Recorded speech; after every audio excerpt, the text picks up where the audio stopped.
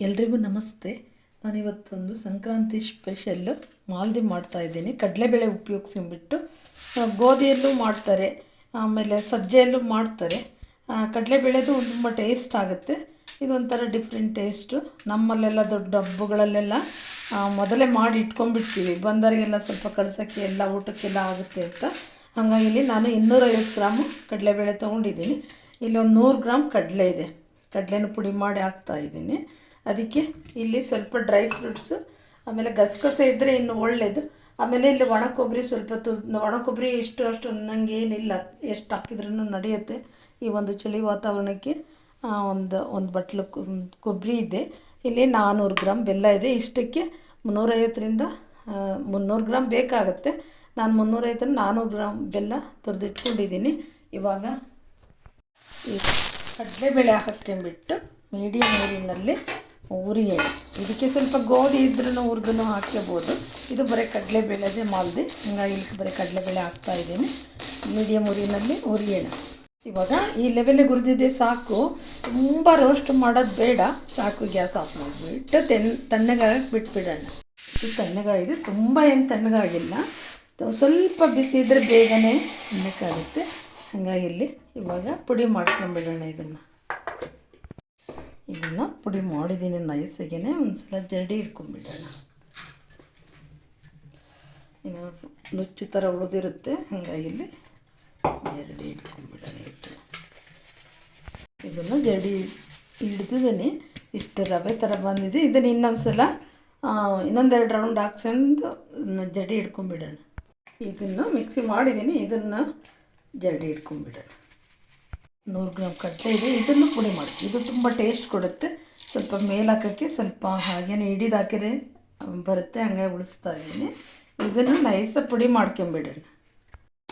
ಕಡಲೆನೂ ಜರಡಿ ಹಿಡಿಯೋದು ಬೇಡ, ನೈಸಾಗಿದೆ ಹಾಗೇ ಹಾಕೋಣ.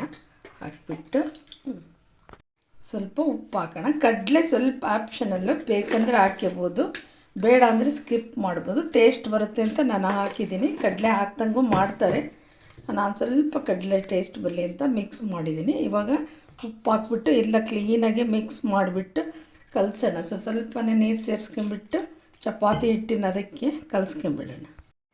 ಸ್ವಲ್ಪ ನೀರು ಹಾಕ್ಕೊಂಬಿಟ್ಟು ಚೆನ್ನಾಗಿ ಚಪಾತಿ ಹಿಟ್ಟಿನ ಅದಕ್ಕೇ ಕಲಸ್ಕೊಂಬಿಡೋಣ. ಇವಾಗ ಚಪಾತಿ ಹಿಟ್ಟಿನ ಅದಕ್ಕೇ ಕಲಸಿದ್ದೀನಿ. ಇದನ್ನು 2 ಭಾಗ ಮಾಡ್ಕೊಂಬಿಡೋಣ. ನೆನೆಯೋಕ್ಕೇನು ಬಿಡೋದು ಬೇಡ. ಇಲ್ಲ, ಈ ಥರ ಕ್ಲೀನಾಗಿ ಇದನ್ನು ಮಾಡ್ಕೊಂಡಿದ್ದೀನಿ. ಇದನ್ನು ಸ್ವಲ್ಪ ಅದೇ ಕಡಲೆ ಹಿಟ್ಟು ಹಾಕ್ಕೊಂಬಿಟ್ಟು ಉದ್ದನ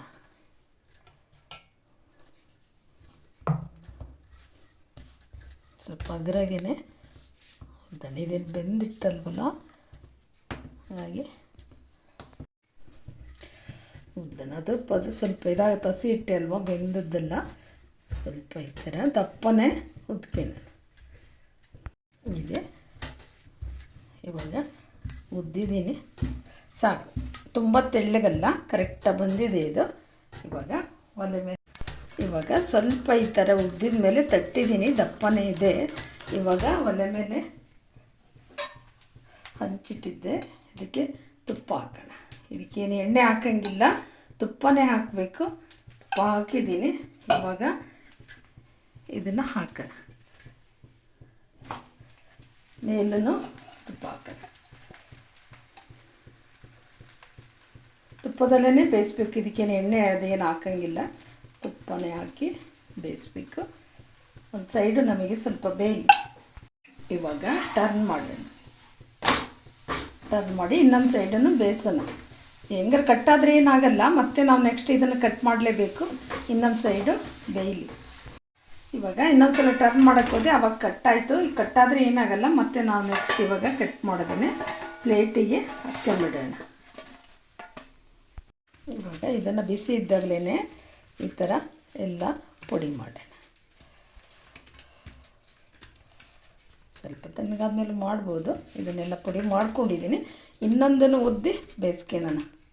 ಇನ್ನೊಂದನ್ನು ಉದ್ದೋಣ. ಸ್ವಲ್ಪ ಹಗುರಾಗಿ ಉದ್ದಬೇಕು. ಕೈಯಲ್ಲೂ ತಟ್ಬೋದು, ತುಂಬ ಚೆನ್ನಾಗಿ ಬರ್ತಾ ಇದೆ. ಸ್ವಲ್ಪ ಉದ್ದ ಇದು ಕೈಯಲ್ಲೇ ತಟ್ಟಿದ್ದೀನಿ, ಕರೆಕ್ಟಾಗಿದೆ. ಅದಕ್ಕೂ ತುಪ್ಪ ಹಾಕಲೇಬೇಕು, ತಳಕ್ಕೂ ಹಾಕಿದ್ರೆ ತುಂಬ ಚೆನ್ನಾಗಿ ಬೇಯುತ್ತೆ. ಹಂಗಾಗಿ ಇಲ್ಲಿದೆ, ಇವಾಗ ಮೇಲೆ ತುಪ್ಪ ಹಾಕ್ತೀನಿ. ನಾವು ಎಷ್ಟು ಜಾಸ್ತಿನೇ ಹಾಕಿರೂ ತುಂಬ ಟೇಸ್ಟ್ ಬರುತ್ತೆ ನಾವು ತಿನ್ಬೇಕಾದ್ರೆ. ತುಪ್ಪ ತುಂಬ ಸವರ್ಬಿಟ್ಟು ಬೇಯಿಸೋಣ, ಒಂದು ಸೈಡು ಚೆನ್ನಾಗಿ ಬೇಯಲಿ ನಮಗೆ. ಇವಾಗ ಟರ್ನ್ ಮಾಡೋಣ. ನಿಧಾನಕ್ಕೆ ಮೇಲೆ ತುಪ್ಪ ಇರುತ್ತೆ, ಸಿಡಿಯೋ ಚಾನ್ಸ್ ಇರುತ್ತೆ. ನಿಧಾನಕ್ಕೆ ಇದು ಚೆನ್ನಾಗಿ ಬೇಯಿತು, ಮೊದಲನೇದಕ್ಕಿಂತ ಇದು ತುಂಬ ಚೆನ್ನಾಗಿ ಬೆಂದಿದೆ. ಇನ್ನೂ ಒಂದು ಸೈಡು ಬೇಯಲಿ ನಮಗೆ. ಇವಾಗ 2 ಸೈಡು ಬೆಂದಿದೆ. ಗ್ಯಾಸ್ ಆಫ್ ಮಾಡಿ ತೆಕ್ಕೊಂಬಿಡೋಣ. ಇದನ್ನು ಅದೇ ತಟ್ಟೆಗೇ ಹಾಕ್ಕೊಂಬಿಟ್ಟು ಸ್ವಲ್ಪ ತಣ್ಣಗಾಗಲಿ ಪುಡಿ ಮಾಡೋಕ್ಕೆ. ಇದನ್ನು ಈ ಥರ ಪುಡಿ ಮಾಡ್ಕೊಳ್ಳೋಣ. ಮೊದಲಿನ ಸ್ವಲ್ಪ ಇನ್ನೂ ಸ್ವಲ್ಪ ಬೆಂದರೆ ಇನ್ನೂ ಚೆನ್ನಾಗಾಗೋದು. ಈ ಥರ ಇದನ್ನು ಎಲ್ಲ ಚೆನ್ನಾಗಿ ಪುಡಿ ಮಾಡಿದ್ದೀನಿ. ಹಾಗೆಯೇ ಕೈಯಿಗೆ ಪುಡಿ ಮಾಡ್ಬೋದು. ಈ ಥರ ತುಂಬ ಚೆನ್ನಾಗಿ ಪುಡಿ ಆಗುತ್ತೆ. ಸ್ವಲ್ಪ ನಾವು ಮಿಕ್ಸಿಗೆ ಜಾರಿಗೇ ಹಾಕ್ಕೊಂಡು ಒಂದೆರಡು ರೌಂಡ್ ಹಾಕ್ಸ್ಕೊಂಬಿಡೋಣ. ಇದು ಈ ಥರ ನೈಸಾಗೇ ಪುಡಿ ಮಾಡ್ಕೊಂಡಿದ್ದೀನಿ. ಇದನ್ನೇ ಜರಡಿ ಹಿಡಿಯೋದು ಬೇಡ, ತುಂಬ ಕರೆಕ್ಟಾಗಿ ಪುಡಿಯಾಗಿದೆ. ಸ್ವಲ್ಪ ದಪ್ಪ ಏನಾಗಲ್ಲ. ಇದೆಲ್ಲಿ ತುಂಬ ನೈಸಾಗಿ ಇನ್ನೊಂದು ಸ್ವಲ್ಪ ಇದೆ, ಅದನ್ನು ಜಾರಿಗೆ ಹಾಕ್ಕೊಂಡು ಇದೇ ಥರ ಪುಡಿ ಮಾಡ್ಕೊಂಬಿಡೋಣ. ಇವಾಗ ಎಲ್ಲ ಹಾಕಿದ್ದೀನಿ, ತುಂಬ ಕರೆಕ್ಟಾಗಿ ಪುಡಿಯಾಗಿದೆ. ಸ್ವಲ್ಪ ದಪ್ಪ ಏನಿಲ್ಲ, ತುಂಬ ಇದು ಕರೆಕ್ಟ್ ಇದೆ. ಕಡಲೆಪುಡಿ ಆವಾಗಲೇ ಸ್ವಲ್ಪ ಕಡಲೆಪುಡಿ ಹಾಕಿದ್ದೆ, ಇವಾಗ ಕಡಲೆಪುಡಿ ಹಾಕೋಣ. ಇದು ತುರಿದಿರೋ ಬೆಲ್ಲ, ಹಾಗೆ ಪುಡಿಯಾದರೆ ಮತ್ತೆ ಮಿಕ್ಸಿಗೆ ಹಾಕಬೇಕಾಗತ್ತೆ. ಇದು ತುರಿದಿರೋ ಬೆಲ್ಲ, ಹಾಗೆಯೇ ಮಿಕ್ಸ್ ಮಾಡೋಣ. ಎಲ್ಲ ಬೆಲ್ಲ ಹಾಕಿದ್ದೀನಿ, ನೋಡೋಣ. ನೋಡ್ಕೊಂಡು ಇದಕ್ಕೆ ಸ್ವಲ್ಪ ಸ್ವೀಟ್ ಇದ್ರೇ ಚೆನ್ನಾಗಿ ತಿನ್ಬೇಕಾದ್ರೆ ತುಂಬ ಚೆನ್ನಾಗಾಗುತ್ತೆ. ಇವಾಗ ಚೆನ್ನಾಗಿ ಮಿಕ್ಸ್ ಮಾಡೋಣ. ಇದು ಇಷ್ಟು ಬೆಲ್ಲ ಬೇಕಾಗುತ್ತೆ. ನಾನು 1/4 kg 250 ಗ್ರಾಮ್ ಕಡಲೆಬೇಳೆ ಹಾಕಿರೋದು. 100 ಗ್ರಾಮಿಗಿಂತ ಸ್ವಲ್ಪ ಕಡಿಮೆ ಕಡಲೆ ಇದ್ವು. ಈಗ 400 ಗ್ರಾಮ್ ಬೆಲ್ಲ ಬೇಕಾಗುತ್ತೆ. ಇದಕ್ಕೆ ಸ್ವಲ್ಪ ಸ್ವೀಟೇ ಇರಬೇಕು. ತುಂಬ ಚೆನ್ನಾಗಿ ಕಲಸೋಣ. ಬೇಕಂದರೆ 1 ರೌಂಡ್ ಮಿಕ್ಸಿನೂ ಹಾಕ್ಕೋಬೋದು. ಇಲ್ಲ, ಇದು ಕರೆಕ್ಟ್ ಎರ್ದಿರೋ ಬೆಲ್ಲ, ಇದು ತುರಿದಿರೋದು. ಇಲ್ಲಿ ಹೀಗೇ ಮಿಕ್ಸ್ ಮಾಡೋಣ. ಇವಾಗೆಲ್ಲ ಚೆನ್ನಾಗಿ ಮಿಕ್ಸ್ ಆಗಿದೆ. ಇವಾಗ ಒಣ ಕೊಬ್ಬರಿ ತುರಿ ಸ್ವಲ್ಪ ಬಿಸಿ ಮಾಡ್ಕೊಳ್ಳೋಣ. ಅದು ಇಟ್ಟರೆ ತಡೆಯುತ್ತೆ, ತುಂಬ ದಿನ ಬರುತ್ತದೆ. ಎಷ್ಟು ದಿನ ಬೇಕಾದರೂ ಇಟ್ಕೊಂಡು ತಿನ್ಬೋದು. ಇಲ್ಲಿ ಒಣ ಕೊಬ್ಬರಿನ ಸ್ವಲ್ಪ ಬಿಸಿ ಮಾಡೋಣ. ಇವಾಗ ಡ್ರೈ ಫ್ರೂಟ್ಸ್ ಹಾಕೋಣ. ಕಟ್ ಮಾಡಿರೋ ಬಾದಾಮಿ ಮತ್ತು ಗೋಡಂಬಿ ಹಾಕಿದ್ದೀನಿ. ಇದನ್ನು ಸ್ವಲ್ಪ ಬಿಸಿ ಮಾಡೋಣ. ಗಸಗಸೆ ಇದ್ದರೆ ಎಷ್ಟು ಹಾಕಿದ್ರೂ ಚೆನ್ನಾಗಿರುತ್ತೆ. ಈ ವಾತಾವರಣಕ್ಕೆ ಗಸಗಸೆ ಹಾಕಿದರೆ ಇನ್ನು ನಮ್ಮಲ್ಲೇ ಖಾಲಿಯಾಗಿತ್ತು. ಹಂಗಾಗಿ ಇಲ್ಲಿ ಕೊಬ್ಬರಿ ಮತ್ತು ಬಾದಾಮಿ ಗೋಡಂಬಿ ಹಾಕಿದ್ದೀನಿ.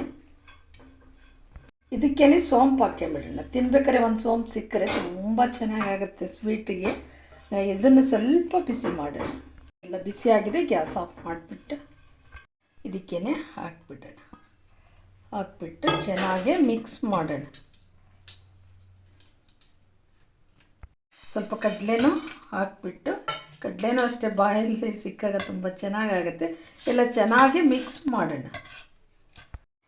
ಇದಕ್ಕೆ ಇನ್ನೂ ಸ್ವಲ್ಪ ಬೆಲ್ಲ ಬೇಕು ಅನ್ನಿಸ್ತದೆ, ಹಾಕ್ತಾಯಿದ್ದೀನಿ. ಒಟ್ಟು ನಾನು 250 ಗ್ರಾಮು ಕಡಲೆಬೇಳೆ, 100 ಗ್ರಾಮ್ ಕಡಲೆ ಹಾಕಿದ್ದೀನಿ. ಇದು 400 ಗ್ರಾಮ್ಗಿಂತ ಜಾಸ್ತಿ ಬೆಲ್ಲ ಬೇಕಾಯಿತು. ಇದಕ್ಕೆ ಸ್ವಲ್ಪ ಕಡಿಮೆ, ಅರ್ಧ kg ಬೆಲ್ಲ ಬೇಕಾಯಿತು. ಸ್ವಲ್ಪ ಸ್ವೀಟ್ ಇದ್ರೇ ತುಂಬ ಚೆನ್ನಾಗಾಗುತ್ತೆ. ಚೆನ್ನಾಗಿ ಇನ್ನೊಂದ್ಸಲ ಮಿಕ್ಸ್ ಮಾಡೋಣ. ಏಲಕ್ಕಿ ಪುಡಿ ಹಾಕೋಣ. ಸೋಂಪು ಎಲ್ಲ ಸಿಗೋದ್ರಿಂದ ಏಲಕ್ಕಿ ಪುಡಿ ಫ್ಲೇವರು ಅದ್ಭುತ. ಎಲ್ಲ ಚೆನ್ನಾಗಿ ಮಿಕ್ಸ್ ಮಾಡ್ಕೊಂಬಿಡೋಣ. ಎಲ್ಲ ತುಂಬ ಚೆನ್ನಾಗಿ ಮಿಕ್ಸ್ ಆಗಿದೆ. ಇವಾಗ ಬೆಲ್ಲ ಎಲ್ಲ ತುಂಬ ಪರ್ಫೆಕ್ಟ್. ಸ್ವಲ್ಪ ಸ್ವೀಟ್ ಇದ್ರೇ ತಿನ್ಬೇಕಾದ್ರೆ ಚೆನ್ನಾಗಾಗುತ್ತೆ. ನಾವು ಏನಾದರೂ ಬೇಕಂದ್ರೆ ಉಂಡೆ ಕಟ್ಕೋಬೇಕಂದ್ರೆ ಇದನ್ನೇ ಇನ್ನೊಂದು ಸ್ವಲ್ಪ ತುಪ್ಪ ಹಾಕಿ ಮಿಕ್ಸ್ ಮಾಡಿಬಿಟ್ರೆ ಉಂಡೆನೂ ಕಟ್ಟಿಟ್ಕೋಬೋದು. ಇದೆ ತುಂಬ ಚೆನ್ನಾಗಿ ಬರುತ್ತೆ. ಆದರೆ ನಾವು ಚಪಾತಿ ಉದ್ದಿ ಬೇಯಿಸಿರೋದ್ರಿಂದ ಇದು ಸ್ವಲ್ಪ ತಣ್ಣಗಾಗಬೇಕು, ಆರಿಸ್ಬೇಕು. ಆರಿಸಿ ನಾವು ಡಬ್ಬಿ ತುಂಬಿಟ್ಕೋಬೇಕು. ಇದೆಲ್ಲ ಮಿಕ್ಸ್ ಮಾಡಿದ್ದೀನಿ. ಕಡಲೆ ಸಿಕ್ಕಾಗ ಡ್ರೈ ಫ್ರೂಟ್ಸು ಎಲ್ಲ ಬಾಯಿ ಸಿಕ್ಕಾಗ ತುಂಬ ಚೆನ್ನಾಗತ್ತೆ. ನಾವು ಡ್ರೈ ಫ್ರೂಟ್ಸ್ ಹಾಕ್ತಾ ಇದ್ರೂ ಹಾಗೇ ತಿನ್ನೋದಕ್ಕೆ ತುಂಬ ಚೆನ್ನಾಗಾಗುತ್ತೆ. ನಾವು ಇದನ್ನು ಸ್ವಲ್ಪ ಹೀಗೇ ಇದು ಉಂಡೆನೂ ಕಟ್ಟಿನೂ ಸ್ವಲ್ಪ ತುಪ್ಪ ಹಾಕೊಂಬಿಟ್ರೆ ಹೀಗೇನೂ ಬರುತ್ತೆ. ಆದರೆ ನಾವು ಇದನ್ನು ಸ್ವಲ್ಪ ಗಾಳಿಗೆ ಆರಿಸ್ಬೇಕು.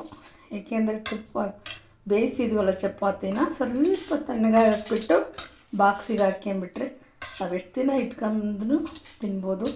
ಆರೋಗ್ಯಕರ ಮಾಲ್ದಿ ಕಡಲೆಬೇಳೆ ಮಾಲ್ದಿ ರೆಡಿಯಾಗಿದೆ ನೋಡಿ.